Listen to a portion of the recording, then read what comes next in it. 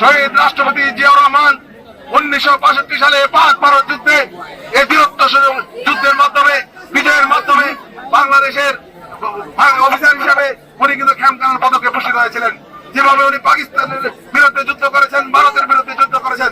1971 সালে এই শহীদ রাষ্ট্রপতি জিয়াউর রহমান ওনার কমান্ডিং অফিসার লেফটেন্যান্ট জানজকে গ্রেফতারের মাধ্যমে ওই রিভল বলে বিদ্রোহের মাধ্যমে শহীদ রাষ্ট্রপতি জিয়াউর রহমান এদেশের স্বাধীনতার ঘোষণা দিয়ে সামনে থেকে নেতৃত্ব দিয়ে এদেশকে স্বাধীন করেছেন।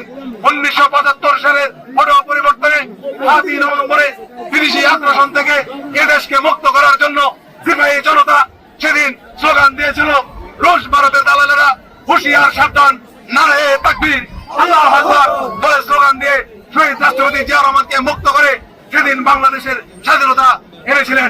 তদ্রুপভাবে এরই ধারাবাহিকতায় আমাদের নেত্রী দেশনেত্রী বেগম খালেদা জিয়া এই বাংলাদেশ জাতীয়তাবাদী দল, মা মাটি মানুষের দল, এদেশের আপামর জনসাধারণের দলকে তিনি আপসীন নেতৃত্বের মাধ্যমে আজকের এই যে এনেছেন এবং উনি কারা নির্যাতনের মাধ্যমে কারারুদ্ধ হয়ে প্রমাণ করেছেন বাংলাদেশ জাতীয়তাবাদী দল এদেশের মাটি ও মানুষের দল।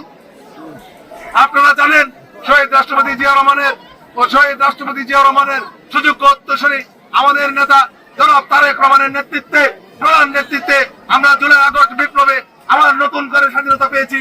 যে স্বাধীনতার মাধ্যমে আজকে সভা করতে পারতেছি এবং আপনাদেরকে নিয়ে আমরা আমাদের মনের ভাষা প্রকাশ করতে পারছি।